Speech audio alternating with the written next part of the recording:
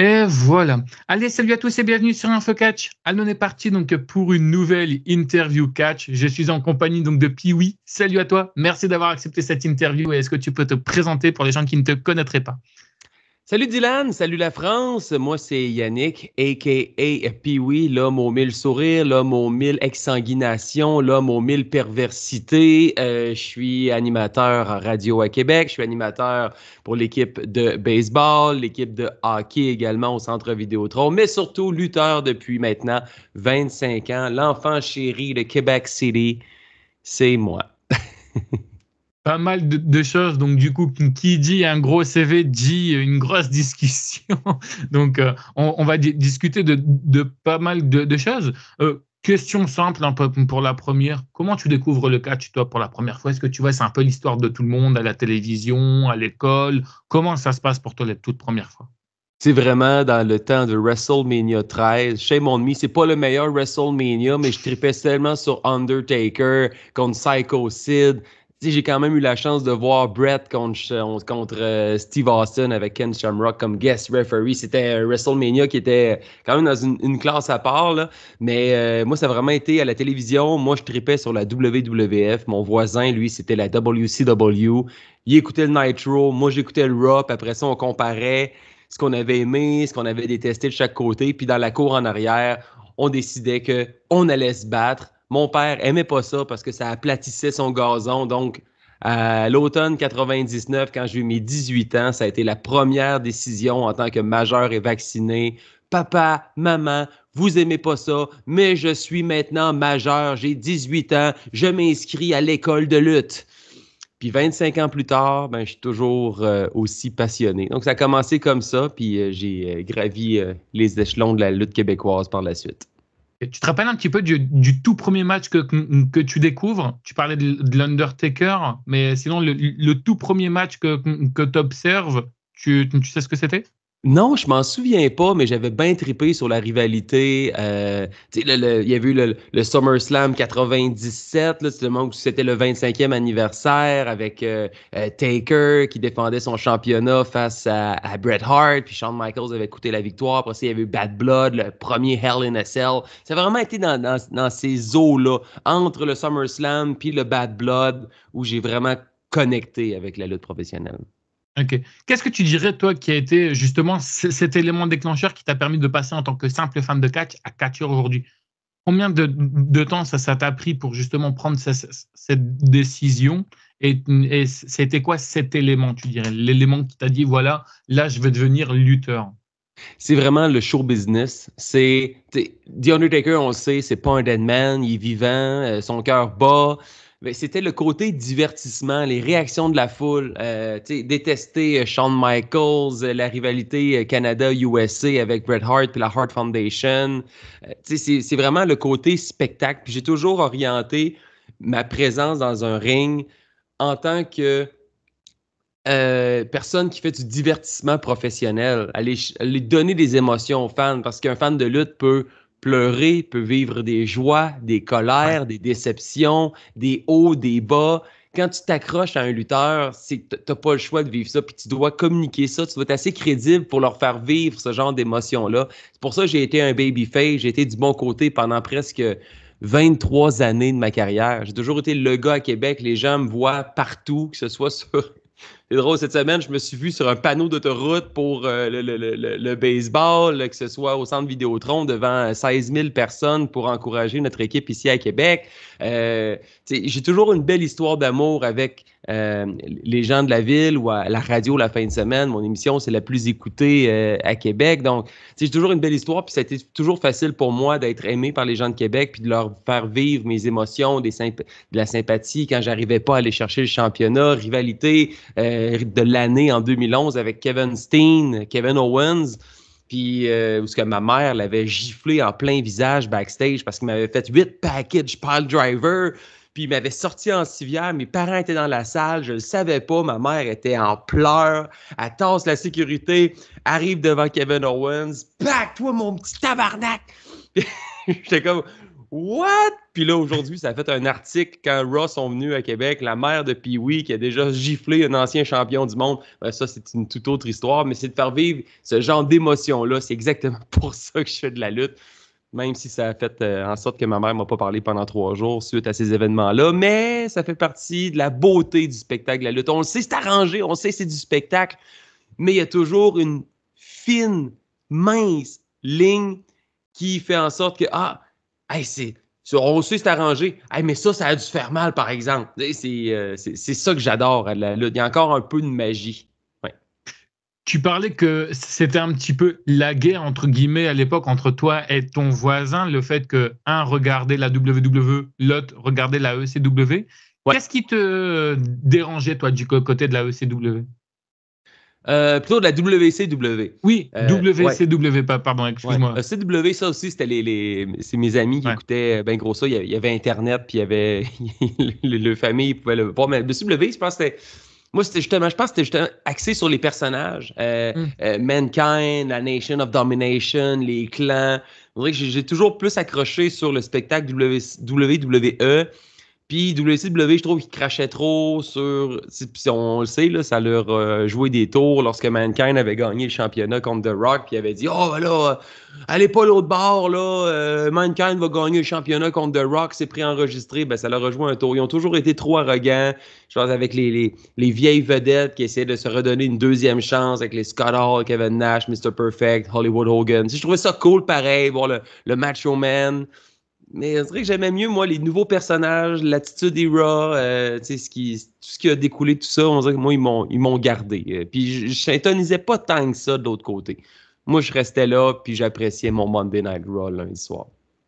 Justement, tu parlais de l'attitude era, c'est ça qui a permis à ce que la WWF à l'époque, la WWE aujourd'hui, pique, monte complètement et écrase la WCW. C'était une fierté pour toi que la WWF, justement, arrive à se renouveler et justement avec cette attitude era? Oui, ben c'est sûr que j'étais content de savoir que j'avais le meilleur sur mon voisin, là. Il me racontait, non, Sting qui arrive, dis-toi, puis regardez Hollywood Hogan, puis la NWO dans le plafond de l'aréna. Ouais, mais je sais pas, j'ai toujours été, mon cœur a toujours été à la WWF. Mais je pense qu'à l'inverse, si j'avais été plus un fan de la WCW, je l'aurais peut-être pris un peu mal, j'aurais été déçu, certes, mais pas mal certain que le meilleur a gagné. J'aurais été capable de l'admettre. J'ai une belle humilité pour ça. Justement, à l'époque, c'était quoi la réaction de ta famille quand tu leur as annoncé que tu voulais te lancer dans le catch, donc la lutte pour vous au Québec? C'est un encouragement pour toi? Ils t'ont encouragé? Est-ce que c'était difficile pour certains membres de ta famille? C'est quoi un peu les retours que tu as eus? J'ai mes parents, même encore aujourd'hui, attendent juste que j'accroche mes bottes, là. Puis c'est un peu un running gag, si tu me permets l'expression, à Québec. J'ai pris presque autant de retraite que Ric Flair ici, là. En 2014, j'ai arrêté 1 an, puis après ça, je suis revenu. En 2019, j'ai annoncé une pause, mais tout le monde disait puis oui, prends sa retraite, puis oui, accroche ses bottes. Mais là, la pandémie est arrivée, puis ensuite de ça, en 2021, lorsqu'on a repris les activités, le promoteur Michael Bisson m'a demandé, ça te tente-tu de revenir part-time ou revenir à temps plein? Puis je me suis dit, là, ça fait 2 ans, là, puis là, ça commence à me manquer sérieusement. Je suis pas capable de m'enlever la lutte du sang. Ben, j'ai dit, OK, je reviens full-time, mais je veux que tu me turn heel. C'est quelque chose qui avait pratiquement jamais été fait auparavant. Puis là, depuis 2022, là, je suis rendu un des lutteurs les plus détestés. Puis je me plais à ça parce que ça clash vraiment avec mon personnage que j'ai eu pendant presque une belle vingtaine d'années. Mais oui, j'adore ça. Puis mes parents n'ont jamais été. Des fois, ils viennent me voir, sont venus au pavillon de la jeunesse le 15 juin à Québec, 2000 personnes pour le plus gros événement de l'année. J'étais dans un combat TLC. Ma mère déteste les échelles, les tables, les chaises, puis je me considère chanceux qu'on ne s'est pas retrouvé à Botchamania parce que sur les 9 tables que nous avions, il y en a simplement 2 qui ont fracassé. Je suis tombé d'une échelle de 12 pieds dans une table dans le coin du ring, puis elle n'a jamais cassé. J'ai rebondi sur la table, puis je suis tombé sur le côté. C'était wow, peut-être. Donc mes parents, puis ma conjointe qui était là aussi, OK, là, on se fait un signe. Si jamais tu prends une chute, montre-moi que tu es correct. Parfait. Fait que quand je vais me lever puis je vais avoir mes doigts croisés comme ça. Fait que quand je suis tombé de l'échelle dans la table, j'étais comme « Ah! » Là, elle pouvait dire à mes parents « Il est correct, il est correct, il est correct. » Mais ça a été assez brutal. Mais encore aujourd'hui, là, je pense qu'ils ont hâte de pouvoir inscrire à leur calendrier. Yannick, la lutte, check, c'est terminé. Ouais. Est-ce que ton pseudo Pee-wee vient du film qu'on connaît tous? Il y a un film qui s'appelle Pee-wee ou Pour pas qui? du OK, tout? OK, Pee-wee Herman. Oui, c'est ça. Pee-wee Enfin, Herman. avec un acteur très bizarre, bon, qui a un passé peut-être très chelou, mais même moi, je ne connaissais pas en fait ce film. Je suis tombé dessus parce qu'il y a un Français en fait qui a fait une réact sur ce film. Et là, c'est vrai que le fait, enfin, je connaissais pas du tout, donc après j'ai fait quelques petites recherches. Puis le fait que tu me dis merde, c'est Pee-wee, et donc du coup, je me dis bah ça me dit quelque chose, ça C'est Pee-wee. peut-être Pee-wee, Donc, mais c'est pas le même Pee-wee. Parce que ce Pee-wee-là, ça, c'est ma chemise de travail. Là. Le Pee-wee, il y a un trait d'union. Moi, il n'y a pas ah de oui, trait d'union dans mon Pee-wee, d'accord, premièrement. ok. Et deuxièmement, il y a des gens aussi qui me disaient, il y a un film aux États-Unis qui s'appelle Porky. Est-ce que c'est des jeunes qui essayent d'entrer dans un bar de danseuses puis espionnent des filles dans les douches? En tout cas, très, très années 80, là, où c'était un peu plus... ça passait un peu mieux qu'aujourd'hui. Là. Mais non, moi, au début, je voulais m'appeler Rick Johnson parce que tous mes amis avaient des noms américains. Steve Parker, Rad Adams, DJ Sick, puis Michael Electra. J'étais comme, moi aussi, je vais être cool comme eux autres. Je vais m'appeler Rick Johnson. Puis le promoteur, Michael Electra, Pascal Derry, il dit, non, toi, tu vas t'appeler Pee-wee. J'ai dit, pourquoi? Il dit, parce que. Puis comme j'étais un peu mou, j'étais comme, je veux faire partie de la gang. Puis que là, le promoteur qui me dit, toi, tu vas t'appeler Pee-wee, parce qu'il y avait un arbitre à la ECW qui s'appelait Pee-wee. Toi, tu vas t'appeler Pee-wee. Parfait. Fait que moi, j'ai développé mon personnage à partir de ça. Et j'ai dit, bah, ben, Pee-wee, c'est joyeux, c'est ensoleillé. Donc, j'ai demandé au premier gala de lutte que j'ai fait, il y avait entre 400 et 500 personnes.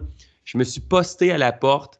Chaque fois que les gens déchiraient leurs billets, j'étais là et je leur souhaitais un bon gala et de garder le sourire et je me présentais. Salut, moi c'est Pee-wee, bon gala, gardez le sourire, ayez du fun.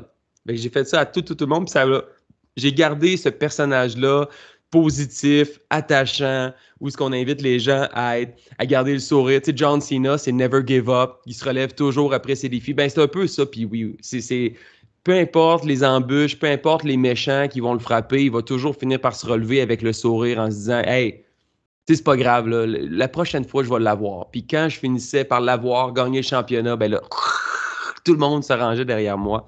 Fait que c'est comme ça que j'ai venu avec le nom Pee-wee. Puis quand j'ai entré à la radio à Québec, ben tout le monde avait des surnoms, Babu, Marcotte, Tello. Là, t'as déjà ton nom Pee-wee, fait que ça m'a gardé. Puis quand j'ai été engagé par l'équipe de baseball, ben ça fitait, Pee-wee, puis avec les remparts de Québec aussi au centre Vidéotron, c'est Pee-wee, donc ça m'a toujours collé à la peau. Je pense qu'il y a juste mes parents puis ma conjointe qui m'appellent Yannick. Fait que, je pense que c'est vraiment universel. Ouais, j'ai pas envie de faire patienter les gens plus longtemps parce qu'avec le petit teasing, non mais je suis désolé, tu m'as envoyé une photo, je l'ai partagée aussitôt sur Instagram, je suis obligé, on va en parler. Tu parlais tout à l'heure de Kevin Owens, on va Ouais. parler donc de l'American Nightman qui est juste là-bas, Cody Rhodes. Allez, Ouais. qu'est-ce qui s'est passé, Monsieur Pee-wee, en 2017? C'était le début de la saison, je pense en août ou septembre à la NSPW. Et j'avais un combat, ça faisait 1 an que j'étais en rivalité avec un de mes bons amis, Judas. Puis on terminait ça, la saison commence, l'annonceur, bon début d'année, bienvenue à la NSPW. Boum, ma toune part. Je dis, OK, non, là, ça fait 1 an que ça dure, il faut que ça arrête. Loser, leave town. No holds bars, street fight entre moi et mon ami Judas, table, échelle, chaise, je finis ça avec mon smiling cutter du top rope à travers une table.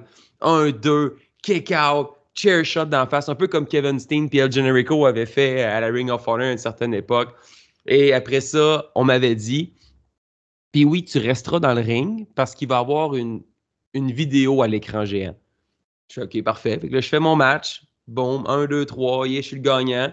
Puis là, j'attends. Puis là, j'attends dans le ring, je célèbre. Puis là, à un moment donné, je me tourne. Puis là, je vois à l'écran géant une vidéo où on voit le Bullet Club. Puis là, je me mets à tourner, je dis OK. le premier nom qui m'est venu en tête, c'est Kenny fucking Omega. J'ai comme, non, ça peut pas affronter Kenny Omega, là. Tu sais, les Young Bucks étaient déjà venus. J'avais affronté Jay Lethal. J'avais affronté, Kevin Steen, El Generico, Paul London. Fait que, je me demandais, OK, bon, ils vont me donner quelqu'un quand je le sais pas, qui, je le sais pas non plus. Puis j'étais comme, je suis pas beaucoup la lutte japonaise. Donc, je me demandais, je connaissais Kenny Omega, les Young Bucks, puis il y avait pas le nom de Cody qui me venait en tête. Puis là, à un moment donné, sur l'écran géant, boum, Pee-Wee, Cody, novembre pour le Standing 8 Tournament. Mais c'était un match hors concours. Là, je suis dans le ring, je suis comme, hein?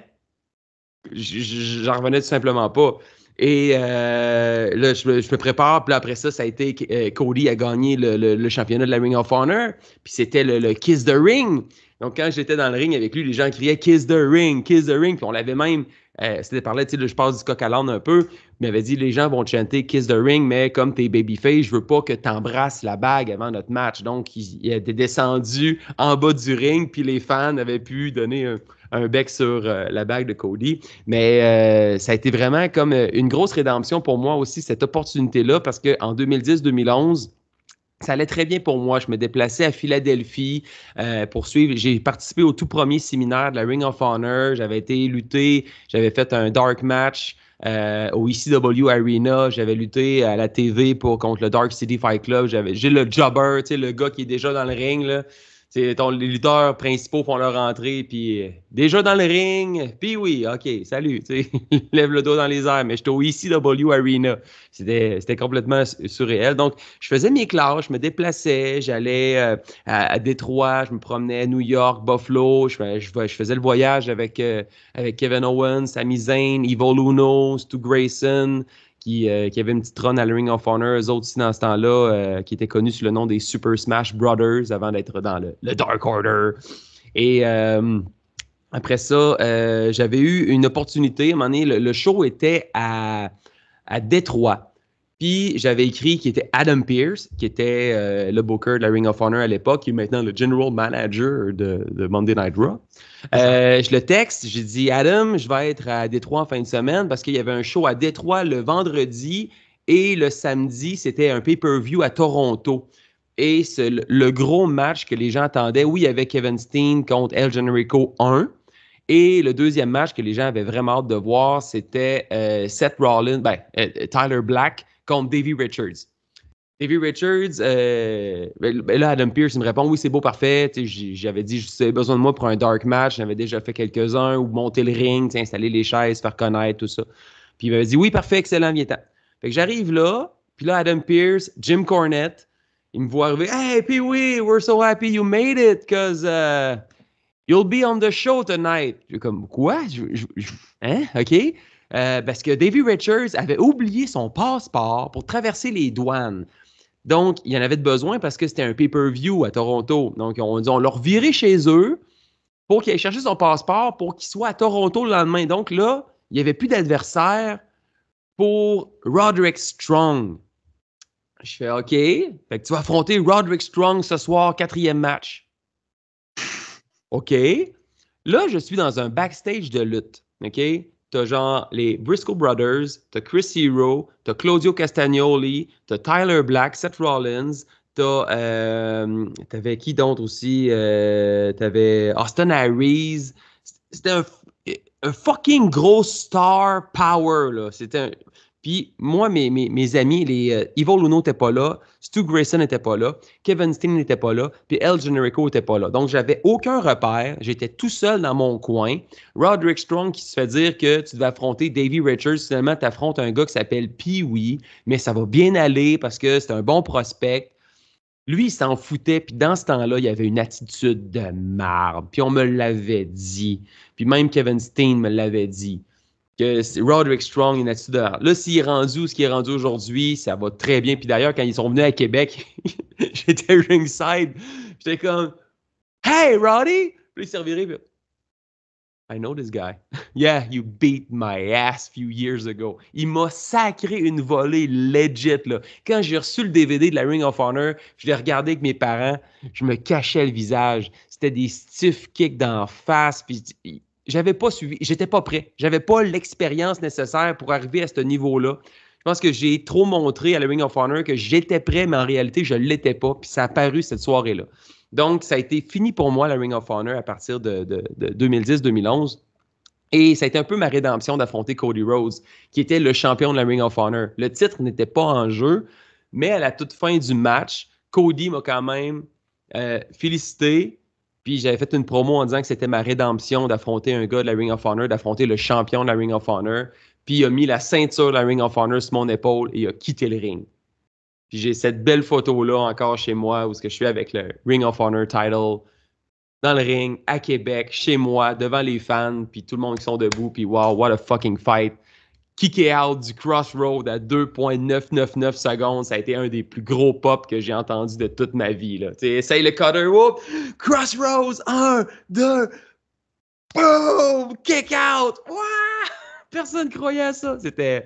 C'était magique. Donc, oui, Cody Rhodes, très sympathique, est arrivé à Québec, il arrivait d'une tournée au Japon. Je pense qu'il n'avait pas dormi pendant 24 heures. Écoute, juste avant d'entrer dans le ring, il a pris 2 scoops de pré-workout, sec, pas d'eau, clac, puis il a calé un Monster, un energy drink. J'étais comme, hey, il va mourir dans le ring. Là. La patate va y sauter. Puis finalement, ça a tellement bien été. Il a été tellement généreux, il m'a proposé, tu sais, d'habitude, quand tu affrontes un vétéran ou quelqu'un qui en a plus, tu sais, je suis plus vieux que lui, mais il m'a proposé, qu'est-ce que tu veux faire? Puis on a fait un bridge, là, où, dans le fond, il y a un lutteur qui roule sur l'autre lutteur, puis on se prend par la taille, puis là, les deux se lèvent en même temps avec les jambes. Cody n'avait jamais fait ça avant. Ben, on l'a fait ensemble. Puis ça a été vraiment une super expérience. Puis après le combat, il avait dit j'aimerais ça retourner à ma chambre d'hôtel, je suis fatigué, j'ai l'avion, j'ai le jet lag. Puis finalement, il est resté jusqu'à la toute fin. Il a signé les autographes, il a pris des photos avec tous ceux qui voulaient le rencontrer. Non, vraiment, un homme de cœur. Puis il nous l'a rendu, hein, parce qu'à WrestleMania, pas l'année passée, mais la précédente, on avait vu une photo où à l'intérieur, il avait gravé le nom de toutes les fédérations pour lesquelles il avait travaillé entre son départ de la WWE et son retour. Et en plein milieu, en zoomant, on voyait la NSPW. Donc, je vous disais, il y a un peu de moi à WrestleMania, puis les gens de Québec. Donc, c'était vraiment très cool. Mais c'est incroyable. T'imagines aujourd'hui, est-ce qu'il est devenu, bon, le Cody Rhodes de l'époque, c'était quand même un bon Cody Rhodes, mais bon, il était aux côtés de Randy Orton et de Ted DiBiase. Mais là, aujourd'hui, le Cody Rhodes, tu l'as suivi, toi, du côté de la AEW? Parce que moi, il faut savoir que la AEW, tu vois, c'est un peu comme la guerre WCW et WWF. Je n'y regarde pas du tout. Je ne fais même pas attention à ce qui se passe. Bon, peut-être si, j'ai vu quelques infos comme tout le monde, mais tu le regardais un petit peu là-bas du côté de la AEW? Oui, vraiment. Moi, j'ai toujours été maintenant, je pense qu'avec la maturité, puis vu que je travaille en radio aussi, la lutte est un peu présente partout. Entre les animateurs de différentes stations de radio, on s'aime pas, mais lorsque les micros s'éteignent, on prend une bière ensemble, on se félicite pour nos bons coups. La lutte, c'est la même chose. Le hockey, c'est...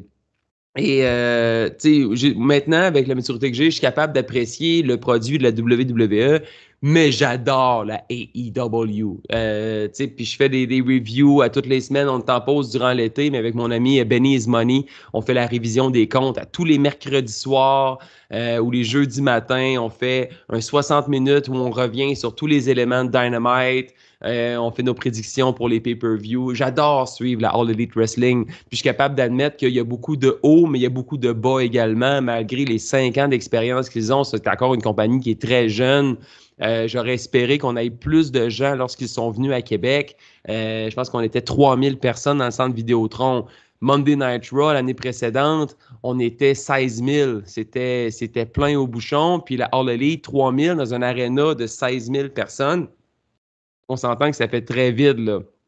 Non, puis même au Centre Bell, parce qu'ils sont passés à Montréal, ils ont eu ça peut-être un 4-5 000 personnes, puis c'était une soirée, c'était Collision, puis le lendemain, c'était Dynamite. J'avais fait les 2 soirs, puis Collision, on pouvait entendre une mouche voler à certains moments durant les enregistrements, puis on avait eu des combats comme Bryan Danielson contre Andrade El Idolo. C'était un super de gros fight, mais il n'y avait personne. Puis on dirait, vu que les gens ne les connaissent pas, c'est moins mainstream. C'était pas diffusé tant que ça sur la télé canadienne. Faut prendre l'abonnement TSN pour voir la All Elite Wrestling. Fait que c'est vraiment des crinqués comme moi qui vont payer 22$ par mois canadien pour pouvoir voir la AEW. Mais je crois en cette compagnie-là. Je pense qu'ils peuvent peut-être... ils ont encore de très bons coups. J'ai hâte de voir All In au Wembley Stadium. Mais la WWE, c'est rodé, ils offrent un bon show, ils ont des bonnes histoires, avec Dominic Mysterio, Rhea Ripley, Cody, avec le Roman Reigns qui est revenu à SummerSlam. C'est le fun de suivre les histoires, puis c'est difficile de ne pas rester insensible à ça, mais je me réjouis en me disant que la lutte est en santé. Nos salles sont pleines partout au Québec, que ce soit Montréal, Trois-Rivières, Shawinigan. Il y a un show de lutte, les gens sont là. C'est souvent un guichet fermé à Québec. On fait le stade Canac, le stade de baseball. On attend 2000 personnes le 23 août prochain. On a reçu même Aigle Blanc dans un gala il n'y a pas si longtemps, qui est une vedette par chez vous, dans le gala de Kevin Raphaël, sans restriction. C'est vraiment le fun. La lutte est solidement en santé. Puis ça me réjouit parce que les gens sont plus investis que jamais et assument de plus en plus aimer la lutte. À une certaine époque, t'aimes la lutte? Hey, des gars huilés en bobette, oui. On le sait. Hein? T'es peut-être un peu homosexuel. Non. Avant, c'était ça. Mais quand même, hey, t'es huilé en bobette, tu te colles sur des hommes. Maintenant, c'est plus, tu fais de la lutte? Hein? C'est bien malade, des backflips, pis tout. Je fais, oh oui, je fais tout ça, moi. la perception a changé, puis je pense que c'est plus assumé que jamais. Fait que, c'est ça qui est le fun de tout ça. Là. Donc, c'est le fun de voir qu'il y a deux belles compagnies qui s'affrontent, mais que c'est tout le monde qui en bénéficie en bout de ligne. Je dirais que c'est beaucoup plus aussi les gens qui s'y connaissent plutôt que les gens qui s'y connaissent pas, parce qu'il y en a, aujourd'hui, tu entends encore des gens qui vont te dire, ouais, parce que je sais qu'on compare souvent, tu vois, le catch avec la boxe, alors que tu vois, c'est complètement différent et que ça n'a complètement rien à voir. Le plus dur, on le sait très bien que le plus dur, c'est le catch. La boxe, ils s'entraînent souvent, c'est pour un seul combat qui arrive de, je ne sais pas dans combien de mois. Vous, il faut que tous les week-ends, vous soyez prêts. Il faut que tous les week-ends, vous soyez performants, justement pour nous divertir. On va rester encore une fois où on parlait donc de Cody et tout, mais tu parlais aussi également d'une anecdote, comme quoi ta maman avait mis une claque à Kevin Owens. Tu peux nous en parler pour les gens qui n'auraient pas très bien compris? Vas-y, parle-nous de cette anecdote-là. Il y a une quinzaine d'années où j'étais en rivalité avec Kevin. Kevin avait, dans le fond, il était babyface à Québec et c'était un combat à 4 pour déterminer l'aspirant numéro 1 au titre. C'était de savoir qui allait affronter Kevin Steen pour le championnat à la NSPW. Et Kevin était venu sur le bord du ring, m'encourageait, puis oui. Et à la fin du combat, m'avait coûté la victoire. Il avait donné la victoire à son ami Mathieu Saint-Jacques. Puis, parce que moi, j'avais dit à mes parents, cette semaine-là, je disais, hey, en fin de semaine, dans un gros combat, c'est pour déterminer qui va être le champion, pour affronter le champion. Mes parents ont compris, puis je sais qu'ils n'aiment pas la lutte, là. Mes parents avaient compris, hein, ça a l'air d'être un combat important pour notre fils, on va être là. Donc, je fais mon entrée au ring et lorsque je monte sur le deuxième câble, yeah! Dans le fond de la salle, je vois mes parents. Comme, oh my fucking God. Je sais que ma mère a déjà été éprouvée de me voir passer dans des échelles, des tables, tomber sur le béton, revenir à la maison avec une commotion, de plus me souvenir ce que j'avais fait de la soirée. Tu sais, elle l'a pas eu facile. Puis là, savoir qu'elle était là, puis en sachant la fin, j'étais comme, oh shit, elle trippera pas. Là. Donc, le combat se déroule. Kevin Owens turn heel sur moi, me fait perdre ma chance au championnat et se met à danser sur ma carcasse. Prend la cloche, bang dans les noix, package pile driver, quitte, revient, demande qu'on joue ma chanson d'entrée. Put a smile on your face. Et là, Kevin se met à danser sur moi, me reprend, package pile driver. 8 fois. 8 package pile driver. Et là, ben, on me sort en civière. Mon cou est cassé. Et là, j'entends mes parents qui tassent la sécurité, tassent les gens. Ma mère vient à côté de moi. Là, j'y prends la main. Elle veut savoir, t'es-tu correct? C'est voir l'image de voir son fils sur une civière. Je lui donne. Ça doit pas être facile pour une mère. Et là, je l'approche de moi et je lui dis à l'oreille, reste avec moi. Ça va avoir l'air crédible. Mon père est là, il trippe pas.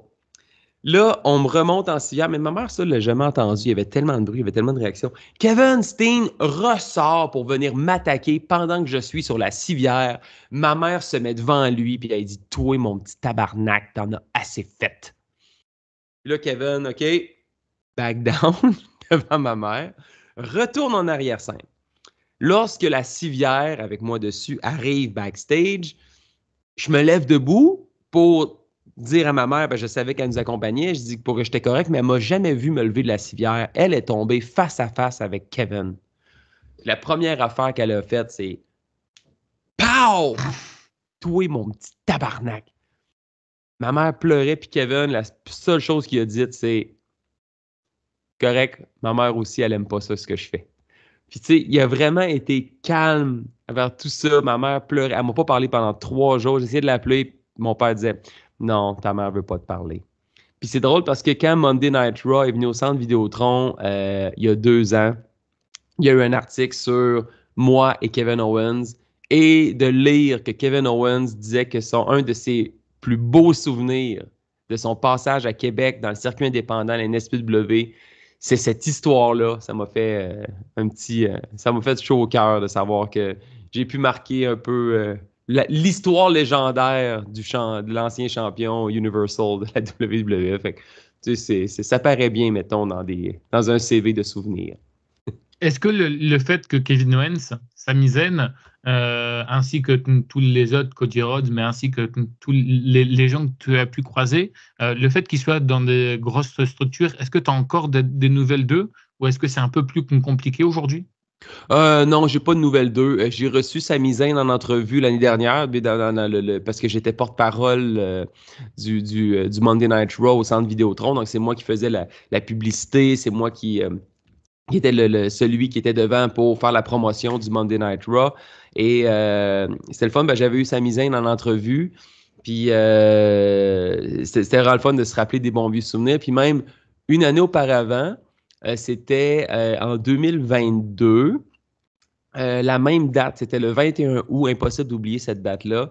C'était un live event. Ça faisait presque 10 ans que la WWE n'était pas venue à Québec parce que la dernière fois, c'était, je pense, 3 000 personnes au Colisée. Puis ça avait été assez pour dire à la WWE, non, tant qu'à venir au Québec, on va aller à Montréal. Parce que ça remplit toujours, puis on ne reviendra pas à Québec. Donc, c'était une chance qu'ils donnaient à Québec. Puis il y avait un podcast avec Kevin Raphaël et Pat Laprade, qui sont les commentateurs du Monday Night Raw ici au Québec. Il y avait un podcast qui s'appelle Les Antipodes de la lutte et il recevait Sami Zayn. C'est drôle parce que Sami Zayn, lorsqu'il est arrivé, il parlait en français, puis il disait hey, tu sais, moi, j'ai commencé, tu sais, oui, c'était à Montréal. L'amitié avec Kevin, c'était quand on faisait la route pour venir lutter à Québec, au centre Monsieur Marcoux, ici pas loin. Puis on était comme une centaine de personnes qui assistaient au podcast dans le hall d'entrée du centre Vidéotron. Et là, tout le monde s'est mis à crier puis oui, puis oui, puis oui. Puis là, Sami Zayn qui me regarde dit hey, hey, salut, puis oui. J'ai comme ouais, ok, ben salut. Puis là, Pat Laprade, j'avais dit, parce que j'avais été invité précédemment au podcast, j'avais dit, moi là, Kevin Owens, il m'a battu souvent, mais Sami Zayn ne m'a jamais battu. Puis là, Pat Laprade, il dit, ben oui, hey, ça a l'air que t'as jamais battu, puis oui. Fait que là, je suis monté sur le stage, puis je proposais à Sami Zayn, je dis, garde, je vais me coucher sur le dos, tu peux me faire le 1, 2, 3, puis tu vas pouvoir dire que tu as battu Pee-Wee. Puis à la fin, il a dit non, non, non, non, non. Un jour, on va avoir un combat propre. J'ai comme fine, fine, parfait. Donc j'attends toujours l'opportunité, l'appel de Sami Zayn de se dire hey, je veux te battre un jour. C'était vraiment. Tu l'as affronté combien de fois, toi, Sami Zayn, enfin, elle et Jericho à l'époque avec son masque? Je l'ai affronté aussi même dans son autre personnage parce que Sami Zayn il a commencé sous le pseudonyme Big Larry. C'était comme un gangsta, rappeur. C'était à Montréal, puis il l'a fait quelques fois à Québec. Puis moi, j'avais affronté Big Larry au moins 2 reprises. Je l'avais battu les 2 fois. El Generico, Paul London en équipe quand il était à la PWG. Je me souviens pas du nom de l'équipe. C'était assez fucked up, là, un peu comme Paul London peut-être. Là, quel type sympathique. On les avait battus aussi. Ensuite de ça, je ne l'ai pas affronté si souvent que ça. Je pense que c'est 3 ou maximum 4 reprises, mais j'ai toujours sorti gagnant contre El Generico. Donc, au moins, bon, même si c'est une victoire, je peux vous dire que j'ai une victoire de plus que lui, pas sur moi. Choqué de sa défaite à SummerSlam contre Braun Baker? Pas du tout. Pas du tout, parce que dans la lutte, c'est le fun d'avoir des champions babyface, c'est le fun d'avoir un lutteur qui réussit à monter les échelons puis aller chercher une ceinture. Puis, tu sais, c'était tellement une belle histoire. Tu sais, Sami Zayn qui sortait de sa rivalité avec Roman Reigns, avec le Bloodline. Puis là, il s'en va chercher le championnat intercontinental à WrestleMania avec le Brainbuster sur le top turnbuckle contre Gunther. Tu sais, c'était très cool pour lui, mais un champion babyface, on dirait que déjà, je sentais que ça stagnait. T'sais, oui, c'était le fun, c'était une belle run à Montréal avec le plan séquence où on l'a suivi devant l'aréna, puis là, Jey Uso, t'allais le voir, puis là, il a fait l'entrée par les estrades, puis il est descendu jusque dans le ring, c'était magique. T'sais, il y a eu une belle run comme babyface, mais ça prend toujours un heel pour alimenter un babyface. Ça prend toujours un heel, puis un bon babyface pour qu'il puisse aller rechercher la ceinture.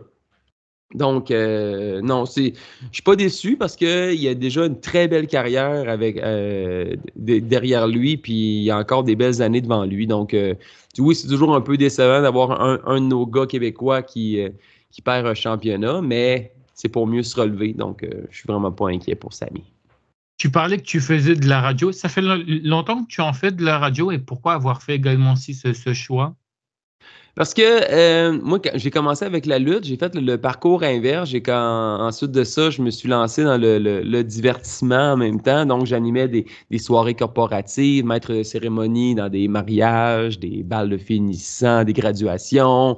Et puis, après ça, j'ai toujours voulu faire de la radio. J'ai des enregistrements de moi quand j'ai 6, 7, 8 ans où je me raconte des histoires, puis je présente des chansons. Donc, quand je m'étais dit, peut-être qu'un jour, ça va venir tout seul de faire de la radio, mais finalement, en 2012, je suis allé faire une école de radio aussi à Québec. Il y a ProMédia, il y a Arts et technologies des médias et il y a le Collège radio-télévision de Québec, le CRTQ, que je suis allé faire en 2012. Et après ma graduation, j'étais engagé dans le marché de Québec. Puis ensuite de ça, ça va faire maintenant depuis 2013 que je travaille en radio et c'est ma 8e année que je commence là, à la barre de l'émission la fin de semaine ici à Québec. C'est les légendes du rock à Choix où je présente juste du classic rock, Aerosmith, Iron Maiden, Metallica, AC/DC, Heart, Joan Jett et compagnie. Puis je me plais là-dedans parce que c'est toujours la musique que j'écoute, même quand je suis au gym. C'est ce que j'écoute, c'est des légendes du rock, donc je suis vraiment dans mon créneau. Puis d'avoir su garder cette émission-là numéro 1 après tant d'années, donc j'ai une belle confiance de mes employeurs en même temps. Tu parlais également aussi que parfois ça t'arrivait de faire des reviews de shows de catch. C'est arrivé comment un petit peu ces reviews-là? Est-ce que ça arrivait lors d'une réunion où on a dit bah voilà on a besoin un peu de parler de nouveaux sujets. Bah moi je suis fan de catch et du coup bah je pense que je peux apporter un petit peu de nouveauté en parlant de catch parce que c'est quand même un peu original parce que nous ici en France il n'y a aucune radio qui parle de catch hormis récemment je crois que c'était un RTL en plus non je crois que ça doit être je sais plus faire en tout cas il y a une radio où je suis passé dedans on m'entend quand la WWE est arrivée à Backlash exceptionnel donc c'était vraiment la seule fois où on a parlé de catch mais en général c'est très peu, on parle beaucoup plus de foot. Et il y a des posts chauds pour le foot que pour le catch. C'est arrivé qu'on commente le catch à la radio? C'est plus sous forme d'un podcast parce qu'il y a beaucoup de podcasts de lutte au Québec et j'adorais le produit de mes amis de C'est juste de la lutte. Et mon ami Benny's Money qui faisait la révision des comptes, il fait après Monday Night Raw, après Dynamite, puis après SmackDown, il fait toujours un review d'environ 45-60 minutes sur ce qui s'est passé, puis ils ont un bon following. Mais il y a beaucoup de podcasts de lutte au Québec, puis moi j'aimais beaucoup leur branding à C'est juste de la lutte, puis ils m'avaient invité à participer en tant que lutteur. Puis comme ça fait maintenant 25 ans que je fais ça, mais tu sais, j'ai quand même une certaine expérience pour parler. Tu sais, quand, mettons, on fait il doit y avoir quand il y a des analystes de matchs de foot, ben c'est souvent des anciens joueurs qui viennent donner leurs commentaires parce qu'eux ont vécu comment ça se passe sur le terrain, puis être capable d'analyser le jeu. Donc, moi, c'est ça avec la lutte, avec le catch. Donc, quand Benny m'avait déjà invité une fois à faire un review sur la All Elite Wrestling, mais j'avais dit, hey, ben moi, ça m'intéresserait de faire ça avec toi à tous les mercredis. Donc, lui présente le podcast, lance ses différents points, puis moi, je donne mon analyse. Donc, je suis vraiment plus comme l'analyste qui va donner ses prédictions. Comme, j'ai plusieurs prédictions que j'ai eues exactes, là, que ce soit des matchs qui allaient avoir lieu, comment ça allait se dérouler. Tu sais, juste des fois, juste analyser la façon qu'on va amener une storyline, on va amener une histoire, mais je suis capable, d'après moi, là, ça va se ramasser, là, on s'en va vers All-In avec ça, puis c'est dans plusieurs mois. Ou ça peut être le The Elite, là, ils ont soulevé un point, d'après moi, ils vont arriver habillés en Ghostbusters au spécial de l'Halloween la semaine d'après, puis là, boum, ils sont arrivés habillés en chasseurs de fantômes. Fait que c'est vraiment comme ça, j'aime ça, partager ma passion, puis partager mon expérience, puis redonner pour en faire un divertissement dans le podcast. Donc, c'est comme ça que ça a venu. Puis ça fait, je pense, 2 ou 3 ans que moi puis Benny, à tous les mercredis, on fait l'analyse, le review des Dynamite. Tu as pu également, si, parce qu'on parlait de Cody Rhodes tout à l'heure, il a eu son premier match à WrestleMania quand il est revenu, c'était lors de WrestleMania 39, où tout le monde était derrière Cody Rhodes. Malheureusement, le chef tribal Roman Reigns est ressorti vainqueur. 1 an plus tard, c'est là où justement Cody Rhodes devient champion. Pour toi, tu pensais vraiment qu'il allait devenir champion, un peu comme tout le monde, lors de WrestleMania 39, ou alors avoir attendu 1 an plus tard, c'était une bonne idée? Je pense que c'est une bonne idée. Puis je pense que le temps donne raison aussi à Triple H d'avoir pris cette décision-là, puis toute l'organisation. Tu sais, parce que j'aime ce que Triple H avait dit aussi, qu'une histoire, c'est jamais fini à la lutte. Tu sais, tu peux pas dire l'histoire se termine ainsi. Non, il y a toujours quelque chose, il y a toujours quelque chose. Tu sais, comme le Cody, oui, il a terminé son histoire face à Roman Reigns, avoir été le combat en équipe avec Seth Rollins contre Roman et The Rock la veille. Tu sais, même si ça s'est terminé, c'est jamais terminé. Oui, il a terminé un chapitre, mais tant il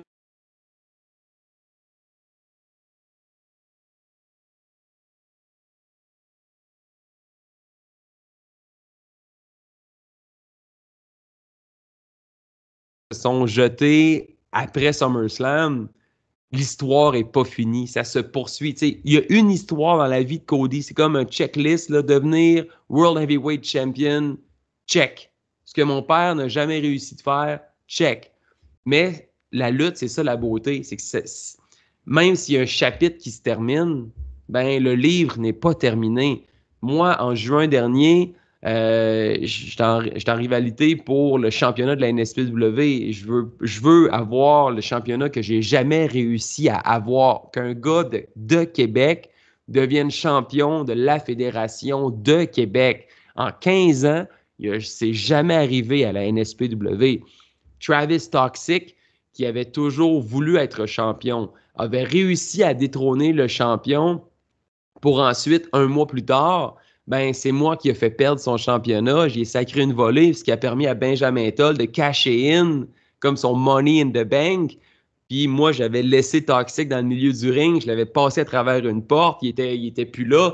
Puis d'avoir permis à l'aspirant numéro 1 qui avait gagné le Royal Rumble de devenir le champion. Fait que le Toxic en voulait à moi, en voulait à Benjamin Toll. Donc, ça a été un three-way en juin pour le championnat. Puis là, Toxic a finalement réussi à avoir le championnat, feu d'artifice, boum. Mais moi, mon histoire n'est pas terminée, là. Moi, je veux encore devenir champion. Donc, cet automne, Travis Toxic, j'espère que tu es prêt parce que tu n'auras pas la vie facile. Tu as décroché la ceinture, mais tu ne m'as pas rivé les épaules au tapis. Donc, mon histoire n'est pas terminée. La sienne, c'est un check. Il est devenu champion, il voulait devenir champion, son objectif est établi. Maintenant, il doit garder le championnat. Puis quand tu as une cible dans le dos, c'est pas nécessairement facile. Donc, alors, tu me tends une perche, mais je ne vais pas la saisir tout de suite. On va parler d'autre chose, puis ensuite, après, j'attraperai la perche que tu me tends. Tu comprendras de quelle perche je veux parler. Mais je veux juste parler un petit peu des backstage. Est-ce qu'avant tes matchs, bien sûr, tu as compris, après, on parlera de tes matchs, mais est-ce qu'avant de monter sur un ring, par exemple, toi qui as affronté Cody, toi qui as affronté Kevin Owens, toi qui as affronté Sami Zayn, bref, est-ce que tu es stressé avant un match? Est-ce que tu as un rituel particulier? Enfin, comment avant de monter sur le ring? Moi, je fais les 100 pas. Moi, je marche partout backstage. Je suis dans ma bulle, je me répète mon combat, je me rappelle ce que je dois faire, comment je pourrais améliorer ma façon d'être, mon positionnement. J'essaie de visualiser le plus possible le combat, comment je vais être dans le ring, je vais être de quelle façon, la hard cam, la caméra principale est où. Donc, je vais vraiment faire les 100 pas. Je marche, puis je suis dans ma zone, je suis dans ma bulle.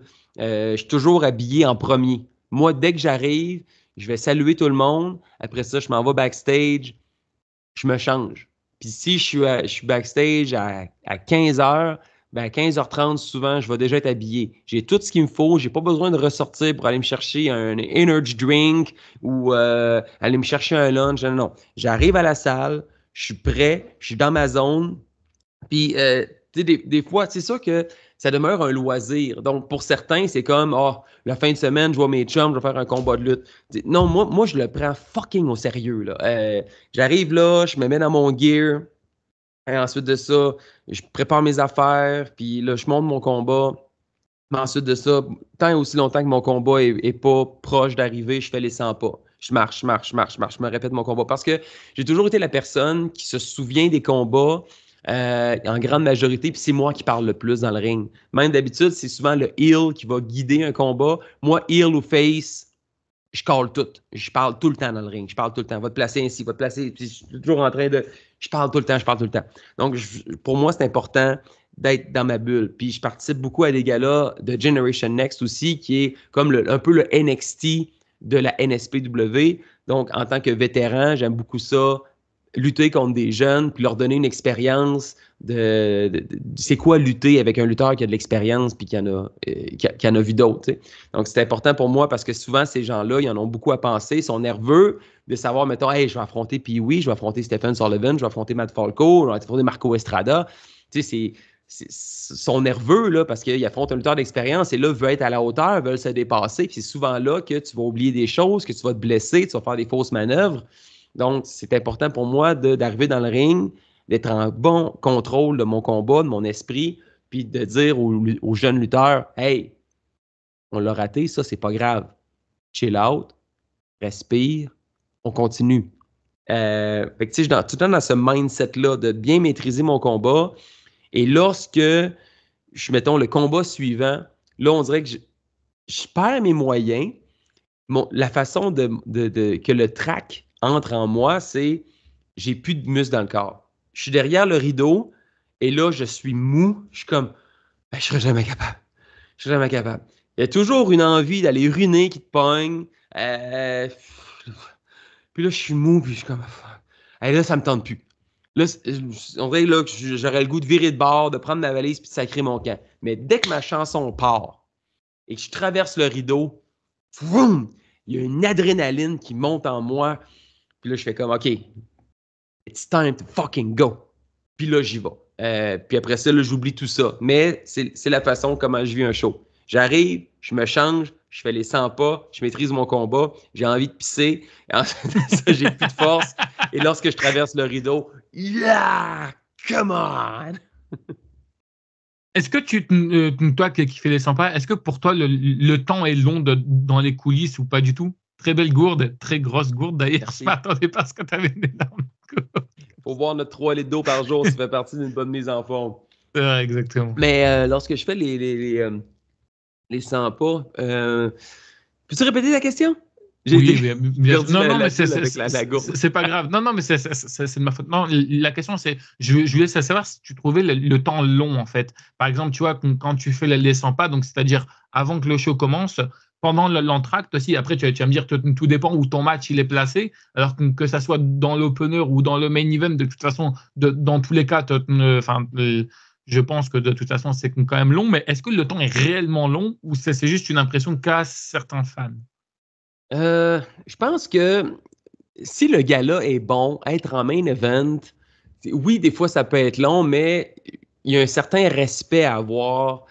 Parce que la gestion du temps, c'est un art. Je lutte des fois à Thetford, à la TUW, et eux ont mis sur l'écran géant, en haut, un chronomètre. Donc, on peut voir en temps réel du coin de l'œil, OK, je suis rendu à combien? Comme le dernier gala qu'on avait, on avait 10 minutes bell to bell, cloche à cloche. Et quand j'ai regardé, on arrivait à la fin du combat, puis on était à 8 minutes. Donc, je disais, hey, tant mieux parce qu'il nous restait 2 minutes de buffer. C'est parfait ainsi, mais c'est difficile dans le ring parce que à la NSPW, souvent, on doit monter notre combat en se disant qu'on a 8, 9 ou 10 minutes pour faire le combat. Mais des fois, c'est dur à gérer parce que des fois, il peut y avoir des imprévus. Tout dépendant de la réaction de la foule, je peux prendre peut-être un peu plus de temps sur ma heat. Des fois, il y a des séquences qui vont arriver un peu plus vite que prévu. Donc, c'est dur des fois à gérer. Puis des fois, il y en a qui ont un peu plus de difficulté à gérer leur temps, ce qui fait en sorte que après, des fois, 2 combats, ben, il y a 45 minutes d'écoulées dans un gala. Ça se peut pas qu'après 45 minutes, les gens aient juste 2 combats. Donc, ce qui est arrivé au mois de juin, ben, on était le main event, c'était un TLC, on n'avait pas de temps limite. Nous autres, le main event n'a pas de temps limite. Mais on veut quand même, on veut pas que les gens s'endorment puis qu'il est rendu 11h30, 23h30 puis que le gala n'est pas terminé. Donc, c'est une question de respect, c'est de respecter les temps. Et ça, c'est un art qui est encore très, très, très difficile à avoir. Donc, quand je suis opener, j'adore ça. Je pense que c'est une de mes places préférées sur la carte parce que les gens sont craqués, les gens sont en feu et le premier combat est tout aussi important que la grande finale parce que ça va mettre le ton pour ton gala. T'sais, avoir un bon premier match, c'est aussi important qu'avoir une grosse finale. Les gens viennent pour la finale, mais tu dois donner le ton à la soirée. Autant d'être dans l'avant-show, des fois, il y a toujours comme des dark matchs ou un pre-show, ben, ces combats-là sont importants, mais aussi, il ne faut pas trop en donner pour pas voler la vedette à la grande finale.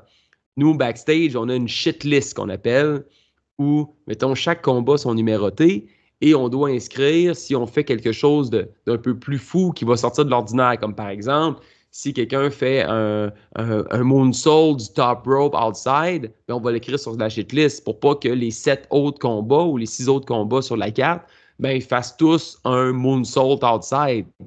Puis je pense qu'à la WWE, les agents qui accompagnent les combats, ben c'est leur rôle aussi, c'est d'aller voir les autres agents pour savoir, OK, nous autres, on va faire le finish, ça va être un schoolboy, 1, 2, 3, petit paquet, 1, 2, 3.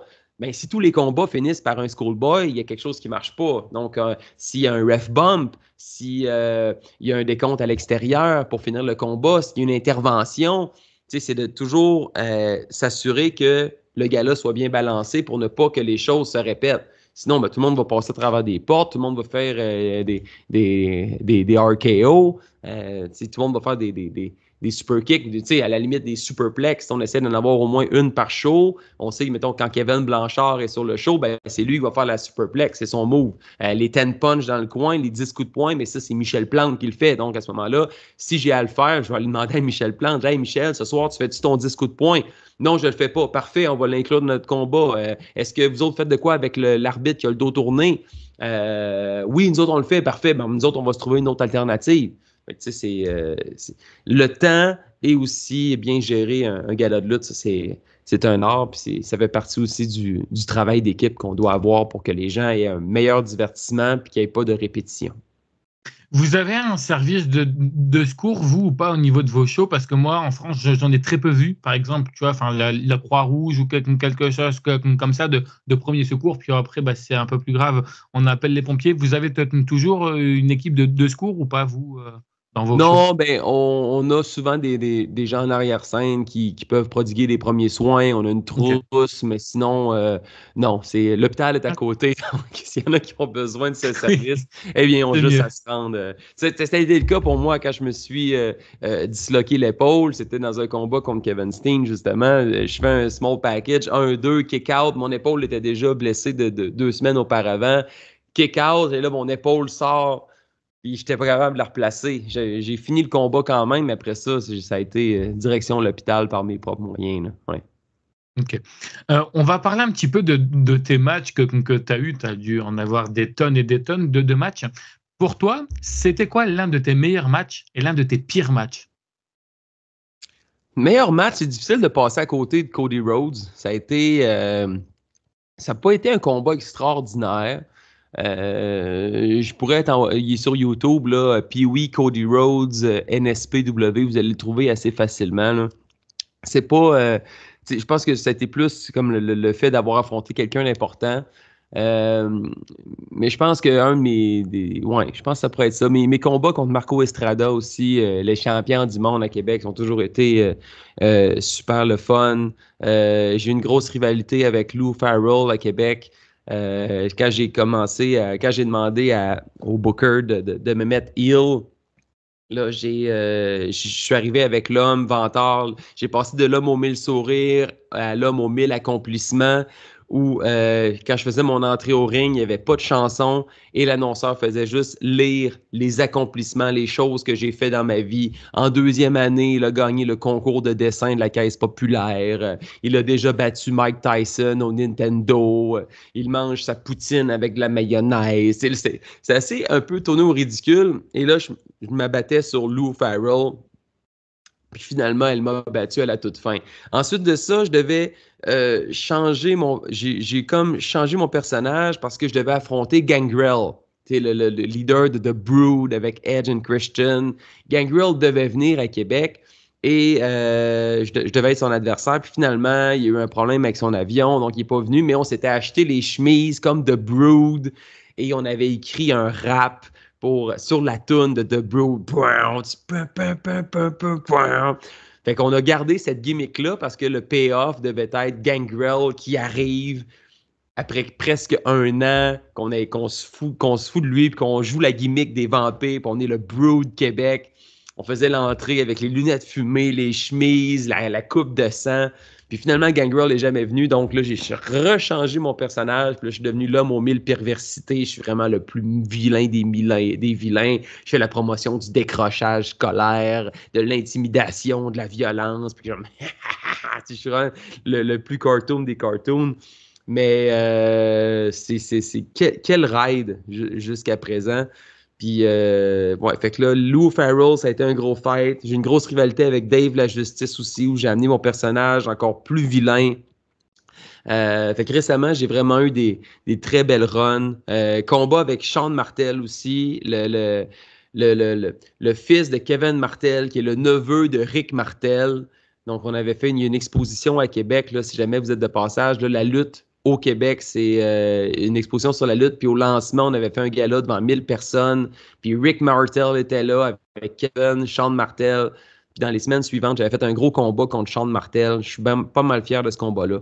Donc, ce serait pas mal dans mon top 3, top 5, là, un peu de mes meilleurs combats. Mais pire combat, hmm, j'ai pas vraiment de pire combat parce que chaque combat, que ce soit devant 7, 400 personnes, 1000 ou 2000, j'en retire quelque chose. J'en retire une expérience. Puis, j'ai pas de combat qui me vient en tête, même si ça a mal fini, même si ça n'a pas été comme on voulait. On en retire toujours quelque chose qui nous sert d'expérience pour des combats suivants. Donc, j'aurais pas de pire combat qui me viennent en tête. Ok. Toi, tu préfères les matchs classiques ou les matchs à stipulation? Parce que tu t'expliquais que tu avais passé à travers une table, que tu as fait des matchs à échelle et tout. C'est quoi ta préférence? Les matchs classiques qu'on connaît tous ou les matchs à stipulation? Et qu'est-ce que tu aimes bien dedans? C'est quoi? C'est l'adrénaline, c'est le fait d'être un peu fou, parce qu'on sent que Pee-wee est fou. Oui, j'aime les combats normaux. J'ai plus de difficultés. C'est un art de faire un combat à 3 ou à 4, un Fatal 4-Way. Les combats à stipulation, je trippe moins. Combats de cage, combats d'échelle, parce que ça fait mal une échelle, c'est pas le fun.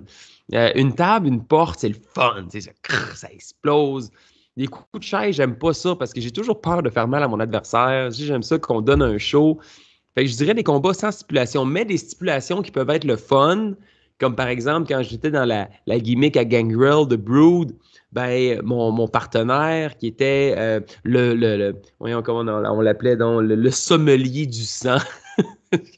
C'est lui qui arrivait avec la coupe de sang, donc c'était le sommelier du sang, Golden Greg. Ben, pour le combat, pour pas qu'il intervienne, on l'avait enfermé dans une cage sur le stage. Donc ça, c'est le genre de stipulation que j'aime parce qu'on peut construire là, le babyface qui nous sac une volée, tu sais, Gangrel, pas Gangrel, mais Golden Greg, qui veut pas rentrer dans la cage, puis là, l'arbitre est là, tu dois aller dans la cage, c'est la stipulation, puis il est comme, non, je vais pas dans la cage.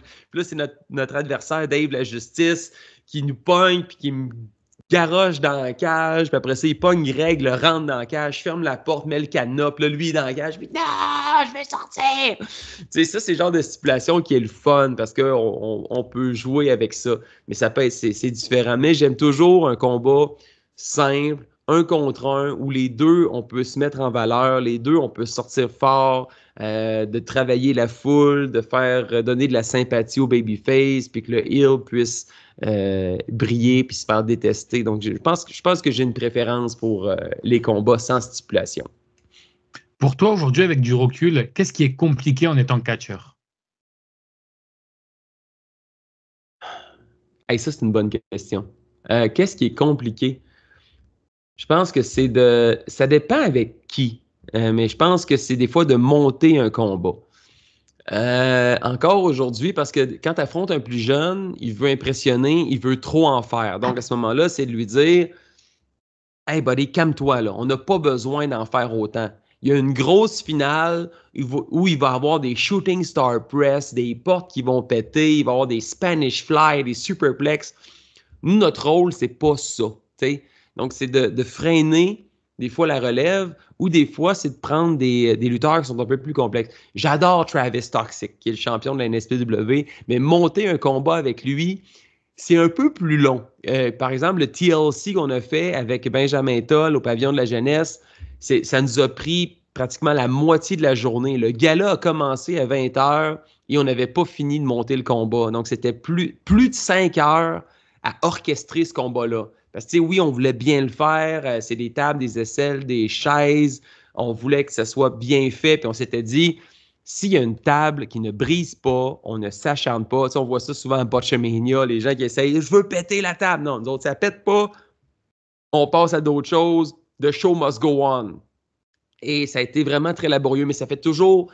J'adore affronter Travis Toxic. Je pense que présentement, c'est mon adversaire préféré parce que je sais qu'il peut m'amener à me dépasser, puis je vais bien le faire paraître aussi. Donc, il va être reconnaissant de mon travail pour bien le faire paraître, mais moi, je vais être reconnaissant de lui de m'amener à des endroits que jamais je pensais aller. Tu sais, c'est plus un style All Elite Wrestling avec Toxic. Donc, c'est ça qui me rejoint le plus. Puis à 42 ans, d'affronter un gars comme Toxic, ben, ça me prouve encore que je suis encore capable de rivaliser avec l'élite québécoise. Tu sais. Donc, je pense que c'est de monter un combat. Souvent, des fois, avec des adversaires que tu n'as jamais travaillé, ben, des fois, c'est un peu plus. C'est de la confiance aussi. Est-ce qu'il va faire une manœuvre? Est-ce que le stress va faire en sorte que ça va être plus compliqué? Versus des gars comme Mark Marston, où on a fait un super combat ensemble.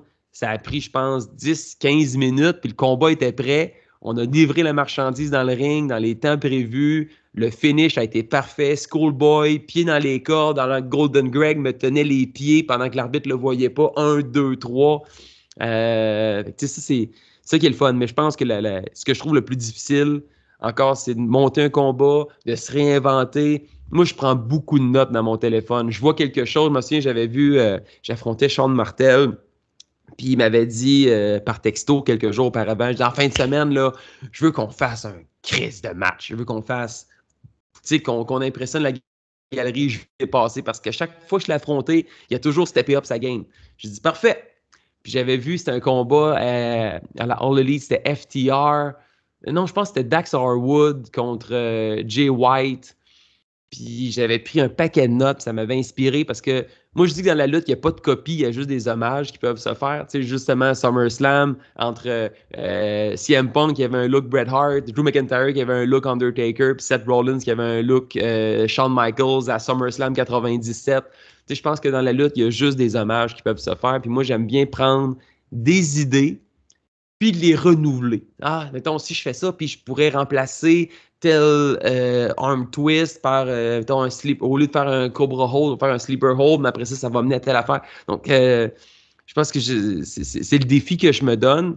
Puis on avait fait un Christine match ce soir-là. Mais c'est de monter un combat, c'est un art, c'est difficile. Mais quand tu affrontes les bonnes personnes, ça peut faire de la magie. Là. C'est un peu comme la danse. Hey, si tu affrontes quelqu'un qui ne sait pas danser, ben ça se peut qu'il te pile sur le pied à quelques reprises. Donc, c'est de bien s'ajuster puis de connaître aussi les forces et les faiblesses de son adversaire. C'est un peu la même chose dans tout, en radio, dans une entreprise. Tu veux que la personne qui va être avec toi, qui va être dans ton équipe, mettons dans ce cas-ci à la lutte, 1 contre 1, ben tu veux que l'autre personne paraisse bien et je dois bien paraître aussi. Donc, si j'affronte un lutteur moins expérimenté, ben je ne dois pas lui donner une trop grosse, lourde responsabilité ou de choses à se souvenir dans le match. De m'ajuster à son niveau pour qu'on puisse les deux bien paraître. Donc, monter un combat, c'est un art, c'est quelque chose qui est très difficile à faire. Est-ce que tu as déjà vu ou est-ce que ça s'est déjà arrivé des gens qui sont restés tétanisés parce que un spot n'a pas fonctionné, donc du coup ils sont là, ils savent plus trop quoi faire. Est-ce que ça s'est déjà arrivé, ça? Oui, ça arrive. Ça arrive encore aujourd'hui. À ce moment-là, c'est avec l'expérience, c'est de mettre le tout sur pause, de trouver une façon qui n'a pas l'air trop tirée par les cheveux, de prendre son adversaire, de l'amener au sol, puis OK, relax, là. Ouais. Ça peut encore bien aller, là. Il n'y a personne qui va s'en rendre compte. Parce que ce qu'on se souvient dans un match, c'est le finish. Ce qu'on se souvient, c'est la fin du combat, c'est le dénouement. Donc, s'il y a quelque chose qui ne se passe pas comme prévu au début du combat, c'est pas si grave que ça. Il y a moyen de se reprendre. Mais si tu gardes ça en tête, ça n'a pas bien été, ben ça se peut que le reste du combat, ben tu vas continuer à trébucher. Puis là, ça fait boule de neige, puis là, ça finit que c'est une catastrophe. Donc, c'est de prendre la personne, puis de dire, OK, ça s'est pas bien passé comme prévu, tout le monde l'a vu. Puis la plupart du temps, les gens, là, si on fait ça correctement, les gens, ils s'en rendent même pas compte. Là. Puis de juste dire, OK, on continue. On reprend pas le spot, on reprend pas l'enchaînement, on passe à d'autres choses. Donc, ça aussi, c'est un art. Mais oui, ça arrive encore. Fait que ce moment-là, c'est avec l'expérience qu'on peut bien gérer ce genre de situation-là. J'ai 2 questions en une. C'est exactement la même, que ce soit pour toi ou que ce soit pour tout le monde en général. Est-ce que c'est compliqué quand on est catcheur d'être en couple avec quelqu'un qui est soit dans le catch ou soit hors du catch? Est-ce que toi, par exemple, avec ta compagne, est-ce que ça a été compliqué justement d'être en couple avec elle? Parce qu'on sait, je ne veux pas rappeler un peu le catch et tout, vous travaillez la semaine, le week-end, vous êtes au catch, donc souvent avoir des soirées, des anniversaires, peut-être pas forcément évident pour tout le monde. Est-ce que pour toi, ça a été compliqué d'être en couple? Ben, moi, je connais ma conjointe depuis plus de 10 ans. Ça va faire dans quelques mois, déjà 1 an qu'on s'est finalement mis en couple. Et elle savait déjà, elle connaissait déjà ma réalité dans l'événementiel, au baseball, au hockey. Je suis le gars qui est toujours occupé. Puis le running gag en ville, c'est quand je croise des gens, même hier au stade de baseball, il y avait 5000 personnes. Puis les gens me croisent. Et puis oui, tu dors dessus des fois, on te voit partout. Oui, ça peut être difficile par moment. Je sais qu'elle aimerait ça que je sois plus disponible les fins de semaine pour aller à des soupers d'amis, aller faire la fête. Mais elle comprend ma réalité. Puis au contraire, elle a commencé parce qu'elle avait toujours voulu essayer justement d'être dans l'action, puis voir un peu c'est quoi, qu'est-ce que je vis avec l'adrénaline, les gens qui nous encouragent, qui nous détestent, qui nous huent. Puis on avait fait un gala de lutte dans une petite région de Québec où, tu sais, là on est en région, il n'y a pas d'histoire, c'est juste comme un one-time deal. Ça te tente-tu de m'accompagner au ring? Puis elle a dit, hein, pour vrai? Je dis, oui, oui, oui. Le promoteur était d'accord, puis on le fait. Fait que là, c'était bien en noir, puis ça a été la reine du mal, Mélania, avec l'homme aux mille pieds. Puis oui, puis elle a triché, elle a fait un low blow, elle m'a donné la victoire. Tu sais, ça a été comme tous les clichés, là. Elle vient frapper le face, il apprend, elle est toute petite, elle fait 100 livres, là. Il apprend, il lève, il redépose. Tu sais, c'était comme tous les clichés, puis elle a un peu, elle fait, elle est actrice aussi, donc elle a déjà les réactions, le facial, assez comment over-réacter, puis elle a vraiment aimé ça. Puis on dirait qu'elle s'est dit, ben, tu sais, si la fin de semaine, une des façons qu'on a d'être ensemble, c'est de t'accompagner à la lutte, moi, je suis partante. Donc, ça se pourrait, sans rien trop dévoiler, que dans les prochaines semaines, ma compagne.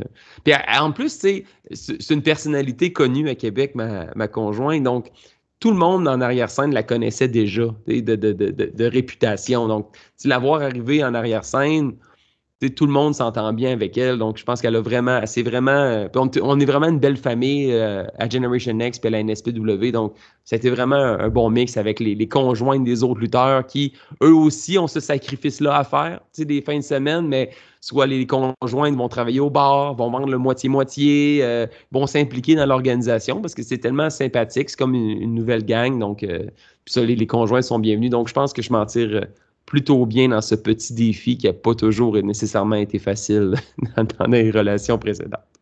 Justement, quel conseil, toi, tu pourrais donner aux gens là, qui nous écoutent et qui sont peut-être catcheurs ou justement qui envisagent d'être catcheurs, qui sont en couple ou qui envisagent d'être en couple et justement, bah, tu vois, enfin, qu'ils ont cette peur-là que le couple ne fonctionne pas à cause de ça? Ah, c'est de la patience, c'est de la compréhension, mais c'est surtout de la communication. C'est important de communiquer dans un groupe, puis en même temps, c'est important de vivre ses passions. Donc, je pense qu'il y a beaucoup de... C'est des sacrifices, mais c'est aussi beaucoup de compromis. Comme là, j'ai promis à ma conjointe que oui, on va aller danser de la salsa dans un bar, on va aller danser sur de la musique latine parce que je sais qu'elle aime ça. Tu sais, moi aussi, j'aime ça danser, j'aime ça me défouler. Donc, c'est comme un peu le compromis qu'on a. Tu sais, oui, les fins de semaine, je suis moins disponible, mais tu sais, elle est ouverte d'esprit à venir vivre ma passion à mes côtés, mais aussi, tu sais, je veux qu'elle vive ses passions. Tu sais, je la comprends aussi qu'elle aussi, elle aime ça danser le latino.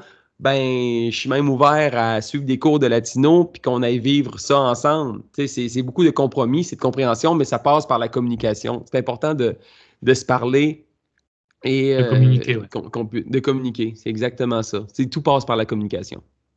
Aujourd'hui, qu'est-ce que tu dirais que le catch t'a appris? M'a appris, je dirais, à m'extérioriser. J'ai toujours été un gars solitaire. J'avais jamais vraiment beaucoup d'amis à l'école. J'étais dans ma petite bulle. Ça m'a appris à socialiser. Ça m'a appris à m'extérioriser. Je pense que la personne que les gens voient au Québec, que ce soit dans un stade de baseball, que ce soit dans un aréna de hockey, mettre le feu, de dire que c'est pas fini tant que c'est pas fini quand on tire de l'arrière 4-1 comme hier soir au baseball. Je pense que ça m'a permis à m'extérioriser, à être plus à l'aise devant une foule. Puis ça m'a suivi aussi pour la radio. Je pense que vraiment le côté showman, le côté communicateur, c'est vraiment ça. Je pense que ça m'a ouvert beaucoup de portes parce que j'ai toujours été un gars qui était très, très... Même encore backstage, des fois, je suis dans ma bulle, puis je suis plus observateur. Mais lorsque je rentre dans le ring, watch out, là, je monte le bouton à 11, puis les gens sont souvent pas prêts à ça. Je vois que je viens de louper une question, donc du coup, je vais te la poser. Si un jour tu as des enfants, ou si tu comptes avoir des enfants, ou si tu as des enfants, hein, comme ça au moins les Non, bases j'en sont ai pas. mises, Ouais. ok, c'est pas grave. Est-ce que tu les autoriserais, toi, à faire du catch? Si oui, à quelles conditions? Sinon, pourquoi? Alors, on pourrait très bien se dire que cette question, elle est un peu idiote, parce que pourquoi moi, je suis catcheur et eux, ils pourraient pas en faire? On m'a déjà répondu non. Donc, si tu me réponds non, je ne serais pas choqué. Ah non, moi, sérieusement, je serais de genre, tu sais, j'ai un préfabriqué, là, James, qui est le fils de ma conjointe, il a 15 ans, il va bientôt avoir 16, puis est en train de l'inviter de se trouver des activités, se trouver des passe-temps, de lâcher un peu sa Xbox, de s'ouvrir, tu sais, c'est pas le mien, mais on se ressemble beaucoup lorsque j'avais son âge. Tu sais, j'ai pas beaucoup d'amis, plus réservés. C'est pas encore trop quoi faire à la recherche d'un emploi, à la recherche d'une carrière. Puis sa mère, il a dit, ben, si vous voudrez faire des cours de lutte, puis je serais bien à l'aise avec ça. Tu sais, je suis pas de genre. Mes parents n'ont jamais été en accord sur le fait que je fasse de la lutte, mais m'ont quand même supporté parce que c'est ça qui me passionne, c'est ça qui m'intéresse. Donc, au contraire, si jamais j'ai un enfant un jour et il me dit j'aimerais ça faire de la lutte, ben, pas de problème. Je vais l'encourager là-dedans, je vais le supporter puis je vais l'encadrer. Ouais. Tu n'aurais pas peur un peu des regards, être le fils de, le fils de Pee-wee, parce que est-ce que des fois, si admettons on n'est pas le fils d'eux, est-ce que tu penses que le fils d'eux doit apporter plus que le papa a apporté dans le catch? Pas nécessairement. Tu sais, j'ai affronté Aiden Bright, qui est le fils de Crazy Crusher, que j'ai déjà affronté à maintes reprises il y a une vingtaine d'années. Quand Crazy Crusher faisait des galas, on s'affrontait souvent. Là, il y a eu un enfant, puis j'affronte son fils aujourd'hui. Même chose pour Sean Martel, c'est son père qui m'a entraîné, Kevin Martel. Donc, tu sais, puis je pense que ça met juste comme une certaine barre à vouloir, c'est soit suivre les traces de son père ou les dépasser. Puis la rivalité que j'ai eue avec Dave la Justice, moi, le Dave le Justicier, j'ai déjà côtoyé dans des backstage de lutte, puis Dave la Justice le suivait. Puis maintenant, Dave la Justice lutte et son fils Tijan, maintenant qu'il a 7 ans, ben, il commence à le suivre, puis ça devient un personnage. Quand j'ai fait ma rivalité avec Dave la Justice, ben, je suis sorti avec l'urne des cendres de son père. Mais tu sais, tout ça, c'était entendu avec Dave parce que son père s'est souvent servi de son fils pour faire évoluer des histoires. Puis on a fait la même chose dans ma rivalité avec Dave, parce que je disais, hey man, tu veux faire des accomplissements, tu veux tout réussir dans la vie, mais reviens-en, man, ton père, il est mort. Moi, je suis un exemple à suivre. Là. Boom! C'est un peu la gimmick que Christian Cage a en ce moment dans le wrestling du paternel. Mais on dirait que je l'ai fait un peu en même temps, mais ça a été un peu ça. Puis c'est une histoire de génération qui se poursuit. Puis moi, je trouve que c'est de toute beauté de pouvoir suivre les traces de son père, de son oncle, de vivre un peu, d'entretenir, je pense, un peu quelque chose qui a été bâti par quelqu'un de ta famille, mais juste d'accepter de vouloir le poursuivre. Donc, pour moi, je trouve que c'est de toute beauté. Là. Ouais. Je vais encore approfondir sur cette question, mais je voulais rajouter quelque chose. Moi, j'ai pu avoir la chance sur ma chaîne d'avoir, enfin, de faire une interview avec la fille donc de Roddy Piper, Ariel, une de ses filles. Et c'est vrai que quand je lui posais des questions sur son papa enfin, qui nous a quittés depuis un moment maintenant, c'est encore beaucoup trop. Enfin, t'as l'impression qu'elle n'a pas encore cicatrisé. Et je ne sais même pas. Enfin, pour l'instant, je touche du bois, mais j'ai pas encore perdu un membre de ma famille aussi proche, que ce soit mon père ou de ma mère. Bref, donc je suis sûr que ça doit être tellement terrible quand tu perds un proche, enfin un membre de ta famille aussi proche. Est-ce que là, le fait de jouer en storyline avec des personnes de la famille qui est décédée, est-ce que des fois c'est un peu compliqué pour la personne ou pas du tout? C'est une très bonne question. Écoute, je pense que quand tout est fait avec l'autorisation, tu sais, moi, quand j'ai dit devant une salle comble, à Dave la Justice, Dave, reviens-en, ton père, il est mort. Tu sais, il était là, moi, mon père a toujours voulu être champion, mon père, c'est, hey, reviens-en, ton père est mort. Tu sais, ça a été fait. Dave, j'adore son travail, puis ça a été entendu, je disais, hey, si j'allais là, puis il a dit oui, parfait. Il n'y a pas eu de surprise. Tout était. Après ça, il m'a sauté dessus, puis bang, bang, bang, bang. Tu sais, j'avais traversé une ligne, mais cette ligne-là était prévue. Tu sais, puis je suis persuadé, puis je suis même certain, Christian Cage est un gentleman. C'est un bon gars, c'est un gars. Fait que chaque fois qu'il est allé jouer cette carte-là, ben, il n'a pas surpris personne quand, mettons, il a dit à Jack Perry que, hey, reviens-en, là, ton père est mort, je suis vraiment un meilleur exemple paternel. T'sais. Même chose pour Nick Wayne ou tous ceux qui a croisé, c'est maintenant rendu un running gag. Quand il y a quelqu'un qui arrive à l'All Elite Wrestling puis son père est décédé, ben, il l'a fait avec Adam Copeland aussi. Je pense que c'est une carte qui est. Faut bien la jouer, mais il faut que ça se fasse dans le respect quand même. T'sais, quand j'ai abordé ce sujet-là avec Dave la Justice, je sais que Dave le justicier, son défunt père, ben, je pense qu'il aurait été en accord avec ça aussi parce qu'il connaît la game. Ok. Dave connaît la game, puis je pense que ça a été d'un commun accord. Oui, tu peux aller là. Il m'a donné l'autorisation d'aller là. Donc, ça se fait en tout respect. S'il m'avait dit non, je veux pas que tu ailles là, ben, j'aurais tout simplement pas été. J'aurais trouvé un angle différent pour le Ouais, bien faire sûr. choquer. Fait que, je pense que c'est dans le respect et encore là, dans la communication que ça peut se faire de jouer cette carte-là qui est très sensible, mais qui peut jouer quand même Ouais, c'est si vrai parce que c'est bien fait. moi, pareil, elle m'avait demandé donc des questions et tout, et je lui ai demandé pareil, je vais encore une fois répéter en off et tout, un peu, tu vois, enfin, je t'ai fait un petit débriefing, un peu comme je fais avec tout le monde en off et tout, et je lui ai dit, il va y avoir des questions avec ton papa, est-ce que ça va aller? Elle m'a dit oui, puis en fait, enfin, tu le vois au niveau de l'interview, elle était vraiment pas bien et tout. Bon, après, c'est normal, on est tous différents, mais c'est vrai que le fait d'avoir reparlé enfin, de certains moments avec ses parents, c'est pas forcément évident. On va continuer encore une fois avec 4 dernières questions. Puis encore une fois, merci à toi d'avoir accepté cette interview. Là, c'est la question bonus. Ok, c'est une question que j'ai inventée. D'accord, donc tout le monde a joué le jeu, donc je vais te demander de jouer le jeu si ça ne te dérange pas. Je vais te donner une baguette magique virtuelle. Ok, tu as la possibilité de faire apparaître n'importe quelle catcheur de ton choix. D'accord, je vais t'en demander 3. En général, je demandais un catcheur à une personne, mais comme c'était beaucoup trop compliqué, un catcheur, et que tout le monde m'en a proposé 3 parce qu'on m'a tellement respecté qu'aujourd'hui, j'ai dit oui à un tel. Je ne peux pas dire non aux autres. Donc, du coup, maintenant, je vais te demander 3 catcheurs de ton choix. Ça peut être n'importe qui sur cette planète que tu souhaiterais affronter ou que tu aurais aimé affronter. Je vais commencer avec Cody Rhodes, juste pour le remercier de l'expérience qu'il m'a donnée, puis remercier aussi ce qu'il a fait vivre aux gens de Québec, sa générosité, son grand cœur, malgré un jet lag de 24 heures, d'arriver une tournée au Japon.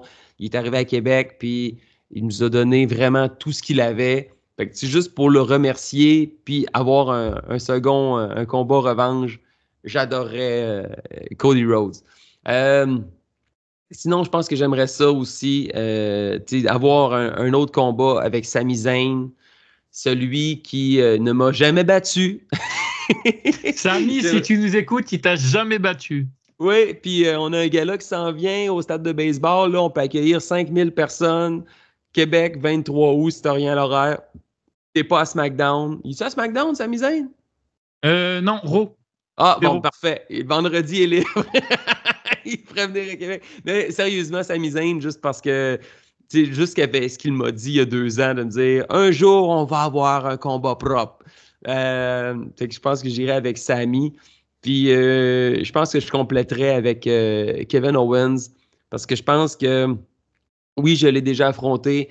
Il y a plusieurs lutteurs québécois qui l'ont affronté plus que moi, je l'ai affronté. Mais j'ai l'impression que quand je me suis présenté devant lui dans le ring, j'étais pas prêt, j'étais pas à la hauteur. Je pense que je l'ai déçu quelque part quand je me promenais sur la route, puis il m'a amené avec lui à la Ring of Honor. Je l'ai affronté avec Stu Grayson contre lui et Steve Corino. Il venait de Turner Hill à la Ring of Honor, puis ça a été le début de sa ride, de sa rivalité avec El Generico. Je pense que j'étais pas prêt. Je me suis mis beaucoup trop de pression. J'ai pas été J'ai pas été à la hauteur. Fait que je pense que j'aimerais ça montrer à Kevin une bonne fois pour toutes. Hey, j'ai appris de tout ça. Puis je veux te montrer que j'ai continué de grandir, que j'ai continué à évoluer, puis que je suis pas le Pee-wee que tu as affronté il y a 15 ans. Donc, je pense que ce serait ça. Cody, Sammy, puis Kevin. Si un jour il y a, si un jour Sami Zayn a un adversaire mystérieux et tout, et puis que vous voulez voir Pee-wee, vous marquez sur Twitter Pee-wee, puis pourquoi pas une petite apparition à la WWE, ça serait cool. Je suis trop vieux pour ça. Puis, tu sais, j'ai eu la chance de les croiser parce que ces trois-là ont été en équipe au Monday Night Raw à Québec, au Centre Vidéotron. J'étais première rangée pour assister à ça. Puis c'était vraiment cool de voir aussi Kevin, de dire dans le ring, « Hey, si je suis ici aujourd'hui, là, c'est à cause de la NSPW, c'est à cause de Steve Boutet, c'est à cause de Stephen Sullivan. Allez voir la NSPW, c'est le meilleur produit à Québec. » Devant 16 000 personnes, de voir Kevin Owens s'adresser en français aux gens de Québec, à Québec, pour leur dire « Allez voir la NSPW. » Ce gars-là a tellement un grand cœur. Steve n'était pas au courant, j'étais à côté de lui. Il avait les yeux dans l'eau, il n'en revenait pas.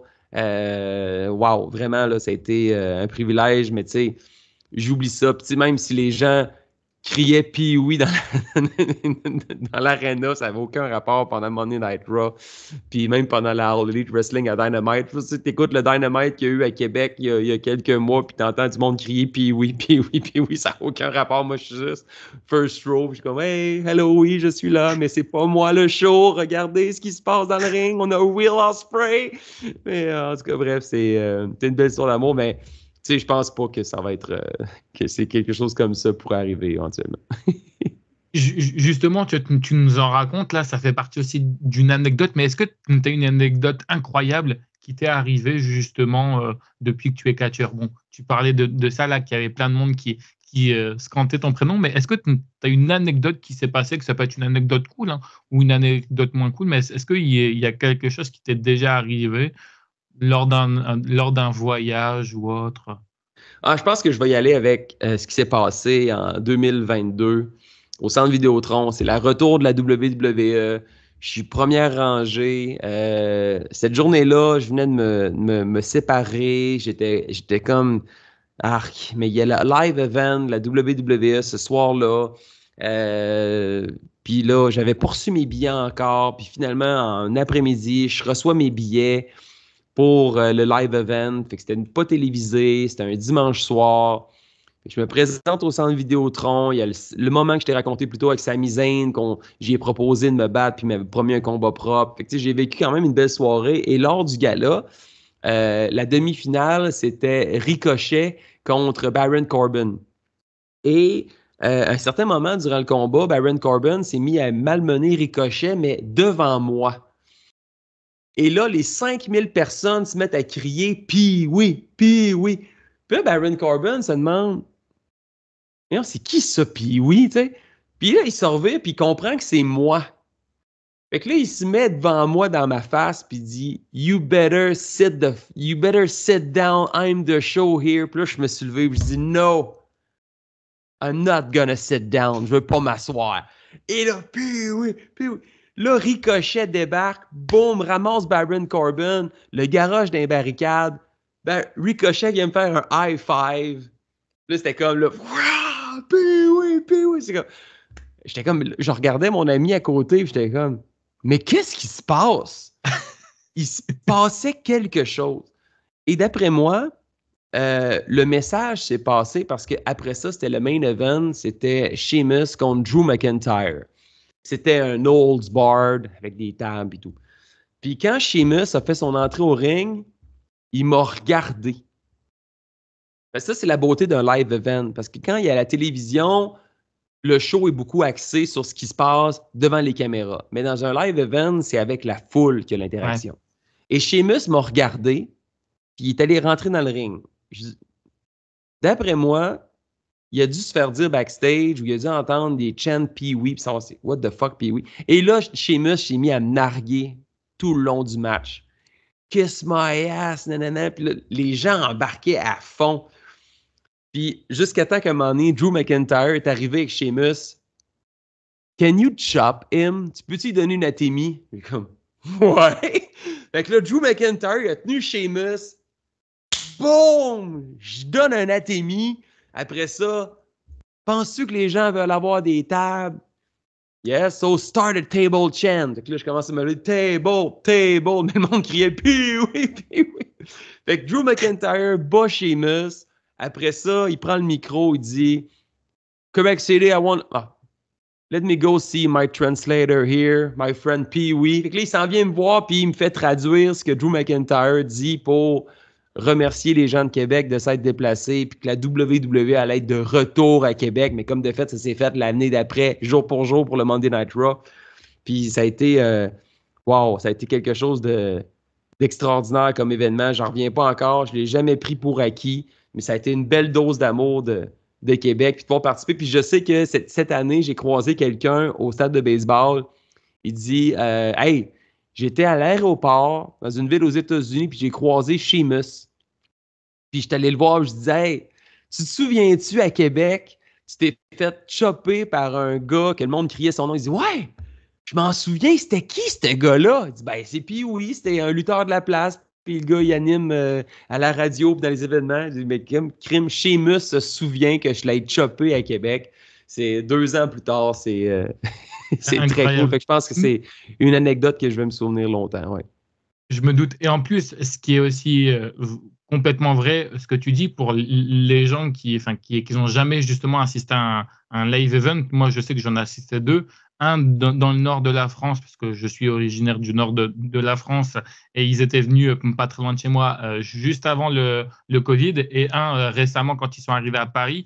C'est vrai que je me rappelle que quand ils étaient venus à Paris, je ne sais pas pourquoi, ne me demande pas pourquoi, mais nous aussi on a eu une interaction avec Baron Corbin, sauf que là, en fait, l'interaction qu'on a eue, c'est on a crié fort son prénom, et en fait, le fait d'avoir soutenu Baron Corbin, ça a fait changer le match. Donc du coup, en fait, c'est Baron Corbin qui a gagné lors du live event, et c'était franchement quelque chose d'incroyable. Ouais. Je voulais juste terminer avec 2 dernières questions. La question qui fâche, je suis désolé, je suis obligé de la poser, mais que réponds-tu, toi, aux gens qui disent que le catch, c'est truqué? Est-ce que vous, du côté du Québec, est-ce que vous êtes un peu plus, un peu plus amélioré dans ça? Parce que tu t'expliquais tout à l'heure que quand tu parlais du catch avec certains, bah, tu vois, il y en a qui arrivaient à mieux comprendre, alors qu'ici, je trouve on a encore du mal ici en France, tu vois, c'est encore une fois, pas très développé. Tu dirais que vous, au Québec, c'est beaucoup plus développé le catch qu'en France, ou tous les deux est pareil? Je pense que maintenant, en 2024, c'est assumé que c'est arrangé, que c'est un spectacle, c'est une danse, c'est chorégraphié. Mais je pense que c'est beaucoup plus accepté. Puis je pense que le respect envers les lutteurs est venu avec ça. Je pense que maintenant qu'on le sait, qu'on assume que oui, c'est planifié, mais il y a toujours, comme je te disais en début, qu'il y a toujours une mince ligne entre la réalité et la fiction. Oui. Donc, je pense que maintenant, c'est beaucoup plus respecté. Je pense que le succès qu'on a présentement, que nos salles sont pleines, que les gens répondent à l'appel, c'est que les gens sont au courant qu'ils viennent voir un divertissement. Ils ne viennent pas de reculons en disant on va aller voir un show de lutte, on sait que c'est arrangé, on va rire. Non, les gens, quand ils viennent voir un show de lutte, ne rient plus. Oui, il va y avoir des segments plus drôles, plus comiques, mais il y a toujours, mettons, je pense à Degenerate, qui va toujours faire bloquer, bloquer, bloquer, bloquer, je bloque tout. Les gens vont rire, puis j'ai un plaisir fou à travailler avec ce lutteur-là, justement, parce qu'il peut m'amener à un autre endroit, puis donner un autre type de divertissement que de passer à travers des tables ou de faire frustrer les spectateurs. Mais je pense que maintenant, c'est beaucoup plus accepté. Les gens assument. On va voir de la lutte. Ça va être un méchant bon divertissement pour pas cher. Ok, bah justement, dernière question. Est-ce qu'il y a un endroit favori où tu aimes bien lutter du côté du Québec? Est-ce qu'il y a un endroit où tu aimes le moins pour différentes raisons? Le moins, non, parce que je pense que chaque région a sa foule, a sa façon de réagir. Mais le Centre Horizon, il y a tellement d'histoires à Québec, à Limoilou, domicile principal de la NSPW, mais il y a aussi la salle du Diamant, qui est Robert Lepage, qui est un projet de théâtre, qui a donné son étampe d'approbation à la lutte professionnelle, nous invite dans sa salle de théâtre. C'est 500 personnes, c'est toujours plein, c'est toujours complet. Puis la configuration de la salle, c'est du spectacle, l'éclairage. Je pense que le diamant, puis même juste dans les coulisses, on est bien traité. Il y a une salle de lavage, il y a des douches, il y a un lounge, on a une belle grosse télévision pour voir ce qui se passe dans le ring. Le diamant, c'est vraiment une très belle salle, mais sinon, le cachet qu'a le Centre Horizon, qui est un peu comme un fight club, c'est sombre, il y a l'éclairage sur le ring, il y a des poteaux à l'extérieur qui éclairent le ring. Ça fait penser un peu à une certaine époque, la Ring of Honor. Non, sérieusement, je pense que c'est mes deux salles préférées là, pour performer. Oui. Ok, bah puis oui, en tout cas, moi je te remercie beaucoup pour cette interview. J'espère qu'elle t'a plu. Je vais te laisser la conclure avec ce que tu veux, réseaux sociaux, promo, bref, c'est ton moment à toi. Et encore une fois, merci infiniment d'avoir passé plus d'une heure et demie avec moi. Et honnêtement, franchement, je te jure, j'ai bu tes paroles parce que tellement que c'était incroyable. Non, mais c'est vrai que c'est. Non, mais honnêtement, tu vois, parce que je vais te dire, enfin, j'ai eu des gros noms, enfin, je te laisserai regarder un peu les playlists et les gens que j'ai eu. J'ai eu du Sabu quand même. J'ai eu aussi des PG Black, Justin Gabriel. Et c'est vrai que peut-être que des fois, j'ai aussi de certains noms, mais tu fais partie des personnes avec qui, tu vois, avec qui, honnêtement, alors, toutes mes interviews, tu vois, se passent très bien. C'est pas ça. Mais je veux dire, en fait, vous avez tellement des parcours différents. Toi, tu me parles de Cody Rhodes, tu me parles de.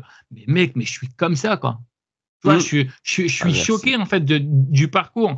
Mais attention, mais venez parce qu'on passe vraiment de très très très bons moments. J'arrête de parler, je te laisse parce que là, non, mais c'est vrai parce que sinon je peux encore partir pendant des heures et des heures. Mais je vais te laisser vraiment avec le mot de la fin. Et encore une fois, mille merci à toi. Hey, merci à toi aussi également. Très belle entrevue, belle préparation. Merci beaucoup. Vous pouvez me suivre Pee-Wee Radio DJ sur Facebook, Instagram, sur X, sur TikTok. Un compte Spotify, voir mes playlists de gym également, c'est possible. Tous mes liens sont sur ma page Facebook Pee-Wee Radio DJ. Donc, suivez mes aventures autant à la radio, au baseball, au rempart, mais surtout à la lutte de la NSPW, où la saison va reprendre le 23 août prochain avec le gala au stade Canac. Ça promet, c'est le 500e gala. J'étais de la toute première finale il y a 15 ans à Pont-Rouge devant des dizaines de personnes. Maintenant, ça va être des milliers au stade de baseball, au stade municipal à Québec pour le 500e gala. Donc, une autre belle saison qui s'en vient. Encourager la lutte indépendante, encourager la lutte québécoise. Allez écouter ça sur independentwrestling.tv. Vous pouvez suivre nos galas. C'est un peu un Netflix de la lutte. Vous allez vivre des galas de la C4, de la GCW et de la NSPW. Donc, independentwrestling.tv pour suivre nos aventures. Donc, même outre-mer, vous pouvez voir ce qui se fait de très bonne lutte du côté du Canada et des États-Unis. Donc, au plaisir de vous jaser. N'hésitez pas à venir m'écrire. Ça me fait toujours un plaisir de vous répondre. Pee-Wee Radio DJ. Salut la France. Merci. Puis au plaisir de vous voir bientôt. De toute façon, je te dis, je mettrai tout, tu m'enverras tout et je mettrai tout dans la description. Merci encore une fois à toi pour toutes ces anecdotes. Merci à vous d'avoir écouté. Quant à moi, je vous dis à bientôt. Ciao, ciao.